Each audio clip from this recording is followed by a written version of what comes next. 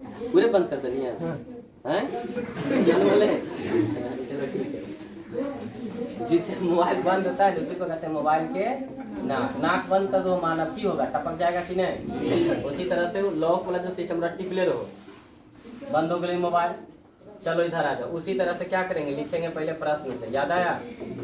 प्रश्न से क्या लिखेंगे, tan a माइनस बी बराबर 1/√3। अच्छा इधर tan लिखा हुआ है तो उधर भी किसका मान ढूंढेंगे, tan का। तो tan आप उनके लिख दीजिए, कई डिग्री का वैल्यू काम आ रहा है कि नहीं। दोनों तरफ कंपेयर करेंगे, यानी a माइनस बी बराबर कई डिग्री, समीकरण कितना आ गया।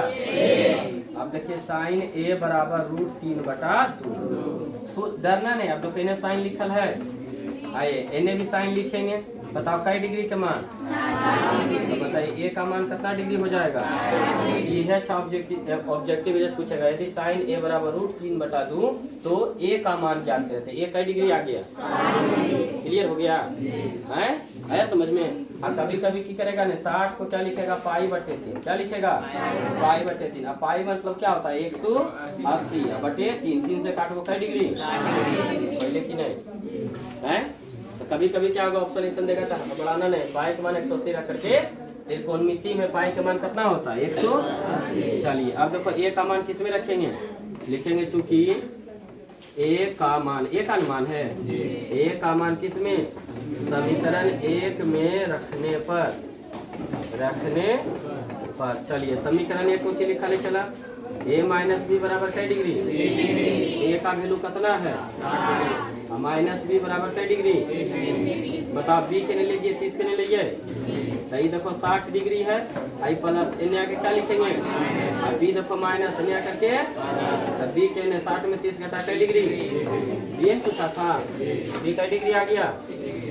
अब बताइए a का 60 है, 60 में 30 घटेगा, 30 बचेगा कि नहीं। कभी कभी क्या पूछेगा ना तुमको, एक b का मान है 5b पूछ देगा, कई b 5b, तो 5 लिखे और b का वैल्यू कई डिग्री, 30 डिग्री, तो कई 100 डिग्री आ गया।